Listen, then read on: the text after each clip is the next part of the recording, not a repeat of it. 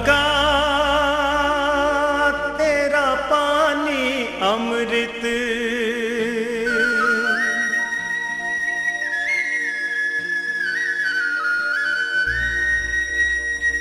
गंगा तेरा पानी अमृत झरझर बहता जाए। युग युग से इस देश की धरती तुझसे जीवन पाए। गंगा तेरा पानी अमृत। माँ गंगा जीवन दायिनी, माँ गंगा मोक्ष दायिनी, माँ गंगा तेरा पानी अमृत। आस्था का प्रतीक पावन गंगा भारतीय संस्कृति की पहचान एवं भारतीय सभ्यता का विकास गाथा गढ़ने वाली गंगा की कलकल धारा जीवन की राह दिखाती है। ऐसा कहा जाता है धरती पे माँ गंगा का होना साक्षात स्वर्ग है। माँ गंगा का नाम जपने से ही माँ का आशीर्वाद मिल जाता है। ऐसा लगता है जैसे पूरा शरीर निर्मल और कोमल हो गया हो, सारे कष्ट दूर हो गए हो, मानो अमृत मिल गया हो।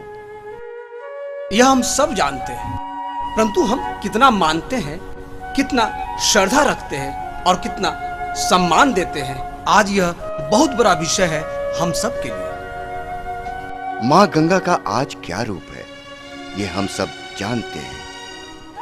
प्राचीन काल में राजा भागीरथ ने जन कल्याण और मानव जाति के विकास हेतु गंगा माँ धरती पर आए, इसके लिए उन्होंने कठोर तपस्या किया। तत्पश्चात माँ गंगा धरती पर अवतरित हुई। धरती पर माँ गंगा के अवतरण से सभी प्राणियों में नया जीवन, नई उमंग और नई खुशियों का संचार हो गया। उस दिन पूरा ब्रह्मांड खुशी के गीतों से गुंजायमान हो गया। खुले आकाश में पक्षी पंख फैलाए विचरने लगे, बगीचे में फूल खिलने लगे और खलियानों में हरियाली और खुशहाली छा गई। जीव जंतु नदी तालाब में क्रीड़ा करने लगे।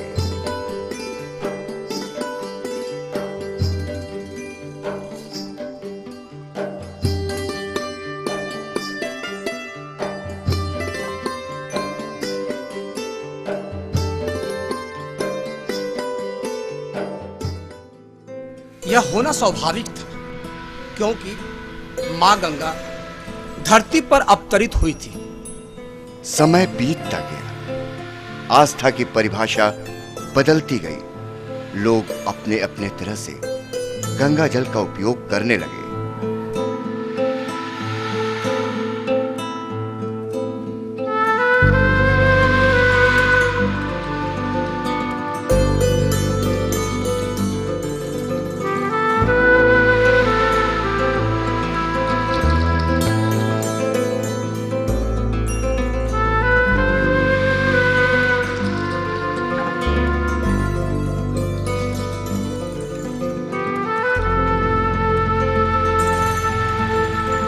एक तरफ गंगा को मां का दर्जा देते हुए दूसरी तरफ इस तरह का कार्य। भारतीय संस्कृति में गंगा का जल सबसे पवित्र जल माना जाता है। आस्था की बात कही जाए तो किसी भी शुभ कार्य की शुरुआत गंगा जल से ही करते हैं। हमारी धार्मिक आस्था भी इससे जुड़ी है। गंगा किनारे बहुत से त्योहार मनाए जाते हैं। छठ पूजा की बात करें तो इस महापर्व की शुरुआत गंगा जल से ही करते हैं। जहां गंगा नहीं है वहां गंगा का प्रतीकात्मक रूप को जान हम सांध्य और प्रातः काल का अर्घ्य दान करते हैं। कहा जाए तो जीवन चक्र की जो बातें होती हैं, चाहे वो जन्म हो या मृत्यु के अंतिम क्षण तक, हम गंगा किनारे ही हर कार्य को शुभारंभ और अंत करते हैं। ऐसे देखा जाए तो गंगा जल मानव जाति और सभी प्राणियों के लिए जीवन यापन का स्रोत है। चाहे वो सिंचाई की बात हो, पानी पीने की बात हो, इसके बिना मनुष्य का जीवन यापन हो ही नहीं सकता। शास्त्रों के अनुसार मां गंगा देवलोक से धरती पर उतरी थी। धरती के लिए वो एक महान घटना थी। और बहुत ही सौभाग्य की बात है कि हम जिस देश में पैदा हुए, माँ गंगा उसी धरती पर अवतरित हुई। लेकिन दुर्भाग्य है कि हम लोगों द्वारा आज गंगा मैली होती जा रही है। मानो तो मैं गंगा माँ हूँ, ना मानो तो बहता पानी, जो स्वर्ग ने दी धरती को,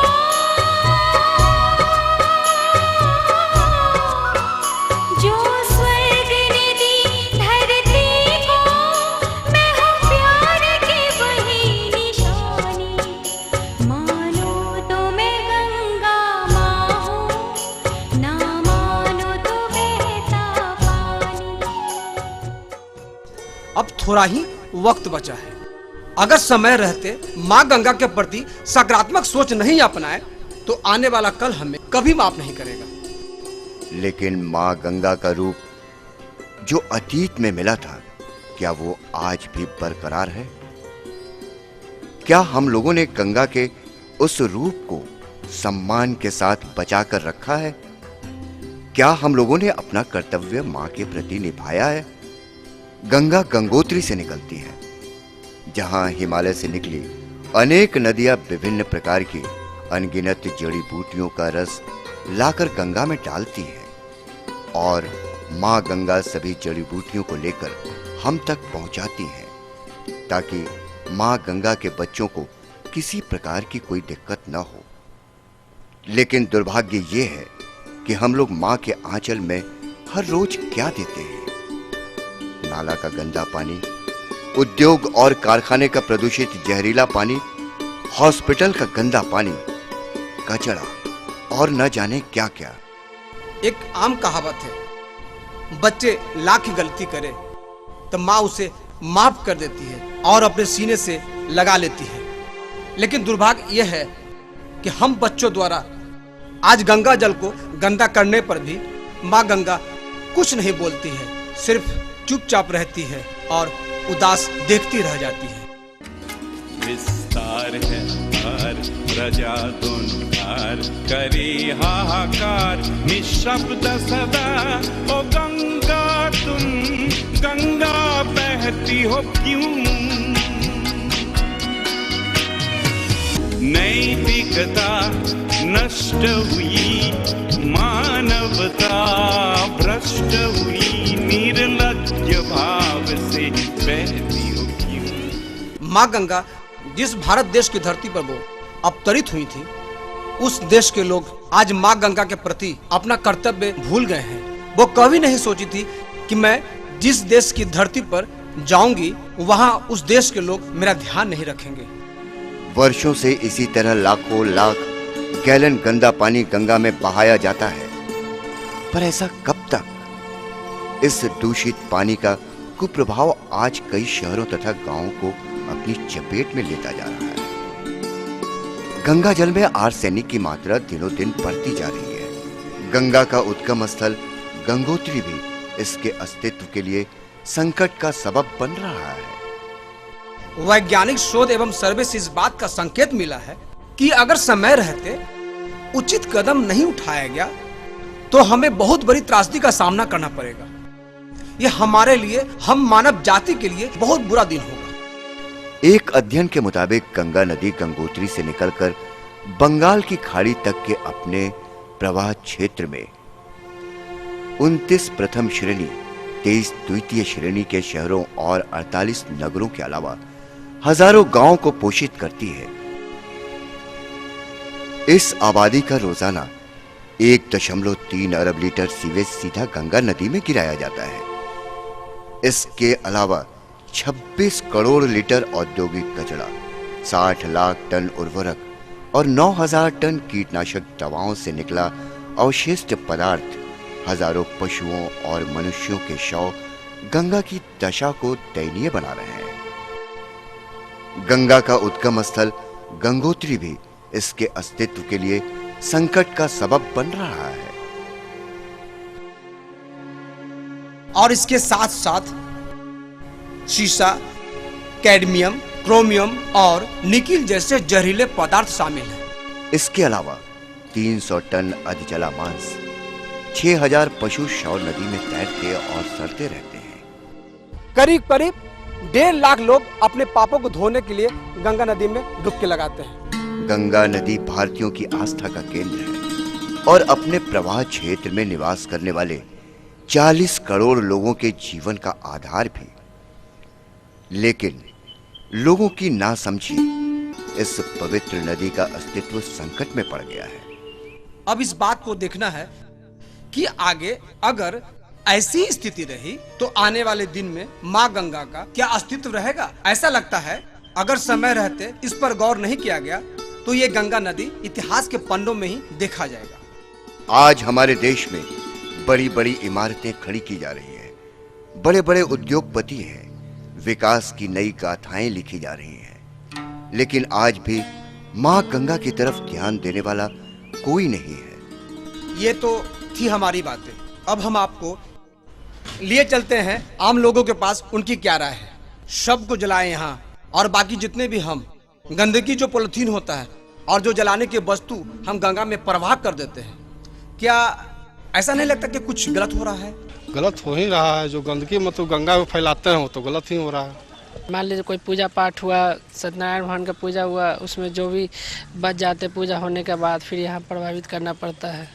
अभी बहुत सारा नाला गंगा जी से जोड़ दिया गया है, बहुत सारे कचरा इसमें गिराए जाते हैं, इसमें आपकी क्या राय होगी? उसमें कितनों कचरा गिरा रहेगा, गंगा जी हमेशा पवित्र रहेंगे। तो यहीं पर एक सवाल उठता है कि आखिर एक तरफ माँ गंगा भी कहते हैं, दूसरी तरफ हम जो भी कचरा लाते हैं सीधे गंगा में डाल देते हैं। यहाँ पर हम लोगों को, आम जनता को समझना होगा कि गंगा को अगर माँ गंगा कहते हैं तो उनको उस रूप में देखें। लेकिन आपको क्या लगता है, आप लोगों को लगता है कि गंगा जो है मैली हो रही है? हाँ, मैली हो रही है। कौन कर रहा है? हम लोग कर रहे हैं। उसका हाँ 100% है। मैली इसलिए हो रहा है कि हम लोग माँ गंगा पर ध्यान नहीं देते हैं। जितना कूड़ा कचरा नाली सब हम अपने माँ गंगा में बहा रहे हैं। गंगा कोई जल नहीं है, गंगा ब्रह्म का द्रवीभूत रूप है।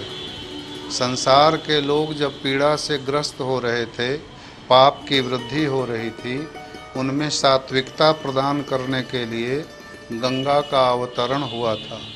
इसलिए गंगा को दवा माना जाता है। औषधम जाह्नवी तोयम और वैद्यो नारायणो हरि। विनय पत्रिका में गोस्वामी जी रोष प्रकट करते हैं कि तुम महिष कालिका, जैसे भगवती दुर्गा की जो साधना है वो राक्षस को मारने के लिए भैंसे पर सवार होती हैं, वैसे ही तुमको भी करना होगा, क्योंकि कलयुग के लोग जो आसानी से प्राप्त हो जाता है उसका महत्व नहीं समझते। आजकल जो गंगा को सफाई अभियान चलाया जा रहा है, इसका तात्पर्य यह है कि गंगा को हम साफ करें, लेकिन मेरे मन में ये बात आती है कि उसको साफ करने की ज़रूरत नहीं है, ये प्रतिज्ञा करने की ज़रूरत है कि हम गंगा को गंदा न करें। अपनी धार्मिक मान्यताओं पर थोड़ा सा हम अगर अंकुश लगाएं तो गंगा बहुत ज़्यादा स्वच्छ हो सकती है। हम कारखाना के मालिकों से अनुरोध करते हैं, निवेदन करते हैं कि वो कारखाने का गंदा पानी गंगा में न बहाएं। इसके लिए कोई और रास्ता निकालें ताकि गंगा का पानी निश्चित रूप से शुद्ध रहे, अशुद्ध न हो। और मुझे लगता है कि गंगा अब अपनी अस्तित्व बचाने की गुहार कर रही है। बहुत हो गया। अब मुझे लगता है कि हम युवाओं को गंगा के प्रति जो आस्था है, अगर उसकी आस्था को बचाना है, उसकी पवित्रता को सहेजना है, तो आने वाली युवा पीढ़ी को बड़े तल्खी से सामने आना होगा, ताकि गंगा की वजूद, गंगा की महत्व, गंगा की जो अस्मिता है वो बच सके। हर कोई गंगा को बचाने की बात करता है और लोग माँ गंगा के लिए कुछ करना चाहते हैं, लेकिन मैं कहना चाहूँगा कि हमारा जो राज्य सरकार है और केंद्र की सरकार है, ये दोनों संयुक्त रूप से पहल कर करके सबसे पहले हमारे देश में जो बड़ी बड़ी कंपनियां हैं, बड़े बड़े उद्योग हैं, जिनका कचरा और बहुत सी बड़ी बड़ी अस्पतालें हैं जिनके मल कीचड़ सब गंगा में मिलाए जाते हैं, तो राज्य सरकारें और केंद्र सरकारें संयुक्त रूप से पहल करके ही इन कचरों को गंगा में जाने से रोके। आम जनता कुछ नहीं कर सकती है, आम जनता सिर्फ फॉलो कर सकती है। कभी सरकार की बात आती है, कभी आम लोगों की बात आती है, परंतु ये किसी का विषय नहीं है, ये आप हम सब का विषय है। ये कोई राजनीतिक विषय नहीं है। हम लोगों को इसमें मिलकर काम करना चाहिए और माँ गंगा के प्रति सही कर्तव्य अपने बेटे का फर्ज निभाना होगा। प्रयाग घाट हमारे भारत देश का सबसे पवित्र घाटों में से एक प्रयाग घाट और साथ में विश्वनाथ घाट। यहाँ आस्था का अटूट रूप देखने को मिलता है। यहाँ लोग दूर दूर से आते हैं अपने बहुत सारे धार्मिक कार्य करने के लिए माँ गंगा किनारे। What do you think about Ganga? I already know that it's a sacred river and it's coming from from Tibet. Tibet. Yes, it's amazing to see how big it is and how people are believing in Ganga. So it's why I'm looking for here. जब गंगा जब घट जाती हैं तो सुबह के time आप आइएगा तो गंगा का आरी पर नाला का पानी और गंदगी और मलमूत्र लौटता रहता है गंगा जी में। रह गया कि गंगा को गंदा करने वाले हम ही लोग। मेन सबसे बड़ी बात कि जहाँ खाते हैं वहाँ फेंक देते हैं, दोना पत्तल पन्नी ये सब जो है यहाँ के या कंगले या बाबा या कोई भी पर्दार तरीके का है, ये सब गंगा के तरफ ध्यान नहीं देते हैं कि मैं यहाँ पर पुण्य करने आया हूँ कि पाप करने आया हूँ। हम यही चाहते हैं कि जो गंदगी करें उसको अपने साथ लेके जाएं, वो कहीं रोड कचरा वाले डब्बा में डाल दे। जैसे आप लोग मानते हैं हम लोग के दिल में भी इसकी बड़ी इज्जत है। अच्छा। हाँ, इसलिए कि यही एक हमारी ऐसी पवित्र नदी है जिसका हम लोग पानी हमेशा इस्तेमाल करते हैं, पीते भी हैं। अब जैसे ये कीचड़ गंदगी है, इसको कॉर्पोरेशन चाहिए कि सफाई करावे, जो किनारे आके लग गया साफ करावे। कॉर्पोरेशन को हाँ, पब्लिक भी सहयोग करे उसमें। अच्छा। अब भाई खर्चा तो पब्लिक नहीं लगाएगी। अब ये जब घटता है कॉर्पोरेशन का आदमी आते हैं बड़ा मोटा पाइप लेके, तो ये सब मिट्टियाँ फिर गंगा में बहा दी जाती है। ये नहीं होना चाहिए।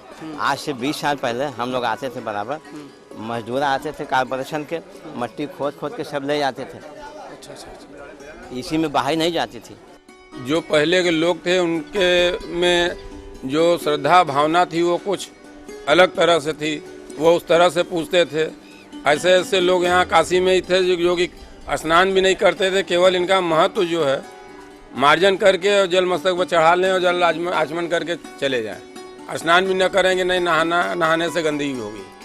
अच्छा बाबा, इसमें एक और बात है कि सारे जो भी कार्य होते हैं वो गंगा किनारे। अब श्राद्ध की बात हो तो बाल मुंडन की बात हो तो सब यहीं चले आते हैं। हाँ। तो क्या लगता है कि श्राद्ध की बाल और कहीं पे कटवा देते और यहाँ से पूजा संबंधित फूल की बातें होते? नहीं, बाल कटवाने की बात नहीं है। बाल कटे ठीक है, मगर बाल कटने के बाद उस चीज को आप एकत्र करके आप कूड़ेदान में ले आके डाल दीजिए ना। मैं तो ये कहूँगा कि जो भी हिंदुस्तानी कल्चर से जुड़े हुए लोग हैं, चाहे वो हिंदू हो या मुसलमान हो, उनका ये मॉरल ड्यूटी बनता है कि वो एक सीवेज कैनाल बनाने की कोशिश करें। सरकार पर ये दबाव डालें कि वो एक सीवेज कैनाल बनाए जो कि इंटर स्टेट हो। और उसमें वो गंगा पर पैसे इन्वेस्ट करने के बजाय सीवेज कैनाल बनाएंगे तो जितने भी सीवेज वाटर हैं उससे ड्रेन आउट होएगा, जिससे कि गंगा में गंदा पानी गिरे ही नहीं। घोर निराशा की स्थिति में भी आशा की किरण दिखने लगी है। बुद्धिजीवी वर्ग में गंगा की दशा को लेकर चर्चा होने लगी है। समाज के हर तबके में गंगा को लेकर चिंता व्याप्त है। गंगा में स्नान करते वक्त भी हम तेल साबुन का प्रयोग न करें और उसमें अपना कपड़ा न धोएं। किसी तरह का कूड़ा हम लोग गंगा में न फेंकें। गंगा में कोई भी नाली गंगा में नहीं गिरनी चाहिए। औद्योगिक कूड़ा हो, घर का कूड़ा हो, कोई भी गंदा जल पानी ये गंगा में नहीं गिरना चाहिए। गंगा के किनारे पशु मवेशी बांधे जाते हैं। प्रायः गोपालक लोग उसमें जाकर गाय भैंस को नहलाते हैं, गोबर प्रवाहित कर देते हैं, कीचड़ कादो प्रवाहित करते हैं। ये बिल्कुल नहीं होना चाहिए। गंगा को शुद्ध करने के लिए राष्ट्रीय स्तर पर, सामाजिक स्तर पर, व्यक्तिगत स्तर पर तीनों ओर से प्रयास होना चाहिए, तभी गंगा माँ शुद्ध हो पाएंगे। आपने माँ गंगा का इतना दिन सेवा किया, इन दरमियान आपने क्या क्या अनुभव किया और लोग कितना जागरूक हुए, आप हमें कुछ बताएं। माँ गंगा की सेवा जो है एक संकल्प हमने लिया माँ गंगा की सेवा करने ही के लिए। गंगा सेवा समिति का एक संगठन हो, ताकि हम इसको बहुत लंबी दूर तक जहाँ जहाँ गंगा का जो जुड़ाव है वहाँ वहाँ हम लोग इसको अपने संदेश से लोगों को ज्ञान दें कि गंगा में किसी तरह का मैला न फेंकें। गंगा निश्चित रूप से आज प्रदूषित है, ज़रूरत से ज़्यादा प्रदूषित है। प्रदूषण का स्तर इतना ज़्यादा बढ़ गया है कि उसके अस्तित्व पर ही सवाल लगने लगा है। तो अब यह जवाबदेही पूरे समाज की है, पूरे देश की है कि हम अपनी उस नदी को, उस पवित्र नदी को, जो नदी हमारे संस्कार में, हमारे खून में बसी हुई है, हम उस नदी को किस हद तक बचा पाते हैं। आम जनता को क्या कहना चाहेंगे कि बाकी ये जो दूषित करते हैं उनको कुछ अपना मैसेज या अवेयरनेस की बात क्या हो सकती है? हाँ, दरअसल सबसे बड़ी दिक्कत यहीं पैदा हो जाती है, क्योंकि हमारी आबादी का बहुत बड़ा हिस्सा जो है वह आज बहुत सजग आज भी नहीं है, बहुत शिक्षित नहीं है, और जो उनकी धार्मिक आस्थाएं हैं, अब गंगा उस आस्था से जुड़ी हुई है। अब कुछ भी अगर होता है, कोई भी कर्मकांड हमारे यहाँ होता है जीवन मृत्यु से संबंधित, वह सब कुछ उसका संबंध गंगा से होता है। सारा कुछ हम गंगा में ही प्रवाहित करने की कोशिश करते हैं, और नतीजा यह होता है कि जिन चीज़ों को नष्ट कर दिया जाना चाहिए उसको भी हम लोग गंगा में प्रवाहित करके एक प्रकार से गंगा के साथ जो है बहुत बड़ा अन्याय करते हैं। और लोग इतने अंधविश्वासी हैं या चीज़ों को समझ नहीं पाते हैं, इतने असजग हैं कि उनको शिक्षित करने की ज़रूरत है, उनको बताने की ज़रूरत है। दिनों दिन गंगा हमसे दूर होती जा रही है, सूखती जा रही हैं, और सूखने से तरह तरह के बीमारियां फैल रही हैं, और तटवर्ती क्षेत्र का फसल भी अफेक्टेड हो रहा है। और पाठ्यक्रम में जहाँ तक सवाल है कि पढ़ाई में इसको लाना चाहिए ताकि बच्चे भी इसके बारे में जान सकें, और युवा मस्तिष्क इसके बारे में कोई सुझाव दे सकता है। पहला इफेक्ट है कि उसमें सूक्ष्म जीवाणु विकसित हो रहे हैं, और सूक्ष्म जीवाणु इतनी ज़्यादा विकसित हो गए हैं, अगर कोई गंगा में नहा करके निकले तो वो कितनी बीमारियों को लेके निकलेगा, नोबडी नोज, कोई नहीं जानता है। दूसरी बात, सिल्टिंग का प्रॉब्लम है, जो गंगा में सिल्टिंग चल रही है उसकी वजह से दियरा की तरफ पानी नहीं पहुंच पाता है, तो वहाँ का जो कृषि है वो क्षतिग्रस्त हो रहा है। ऐसा लगता है कि स्कूल कॉलेज के में पाठ्यक्रम में शामिल किया जाए गंगा के विषय को। हाँ ठीक है, स्कूल कॉलेज के पाठ्यक्रम में शामिल किया जाए तो जागरूकता आएगी, उससे जागरूकता आएगी, लड़की मतलब स्टूडेंट भी जानेंगे कि गंगा के प्रदूषण से क्या हो रहा है, क्यों हो रहा है, ये जानेंगे तो वो अपने घर में भी बता सकते हैं। अभी तक जो बातें छनक रही है आपके सामने, ये कि आज हमारे सामने क्या गंगा का रूप है, और दूसरा वैज्ञानिक शोध एवं सर्वे से जो बात सामने आई है वो ये है, अब तक ये बात सामने आई है सरकार द्वारा जो भी योजना चलाई जा रही है उसका एक अपना रूप है। बहुत से कल कारखाने का सीवेज गंगा नदी में जोड़ा गया है, और ये बहुत बड़ा सिस्टम का पार्ट है, इससे अचानक सुधारा नहीं जा सकता। लेकिन थोड़ा एक बात पे गौर करें कि जो आम जनता के द्वारा गंगा में गंदगी फैलाए जा रहे हैं, जो गंगा को दूषित किया जा रहा है, उसको अगर थोड़ा गौर से बात देखें तो रोका जा सकता है। पहला ये कि कोई भी पूजा सामग्री का अवशेष होता है वो पॉलिथीन में लोग डालते हैं और सीधे गंगा नदी में फेंक देते हैं। श्राद्ध करने की बात हो, गंगा किनारे आते हैं, बाल कटाते हैं और सीधे गंगा में डाल देते हैं, और जो भी कचरा होता है वो सीधे गंगा नदी में फेंक देते हैं। अगर हम इसका समाधान निकालें, गंगा किनारे जो भी कचरा आता है वहाँ कॉर्पोरेशन के द्वारा एक पॉट रखा जाए और उस पॉट में सारे कचरे को डाल दिया जाए, और जो पूजा का सामान फूल पत्तियां होती हैं उसका जैविक खाद भी बनाया जा सकता है। तो इससे एक बात होगी कि लोगों की आस्था भी जुड़ी रहेगी, फूल पत्ती का जैविक खाद बनाया जाएगा, और जो कचरा है डस्टबिन में डाल दें और कॉर्पोरेशन उसे जहां चाहे वो डिकम्पोज कर दे, यह उनका प्रॉब्लम है। दूसरी बात, गंगा किनारे बहुत सारे जानवरों का शव फेंक देते हैं। मानव के जो शव होते हैं या छोटे बच्चे का भी शव होता है वो गंगा नदी में बहा देते हैं। एक आस्था बन गई है कि बच्चों को बहा देते हैं, माँ के गोद में डाल दिए, वो स्वर्ग में चला जाएगा। ये आस्था थी नहीं, गंदी चीज़ें जैसे मुर्दे को डालते हैं और सोचते हैं कि उनका उद्धार हो गया, लेकिन वो डालने की एक प्रक्रिया थी।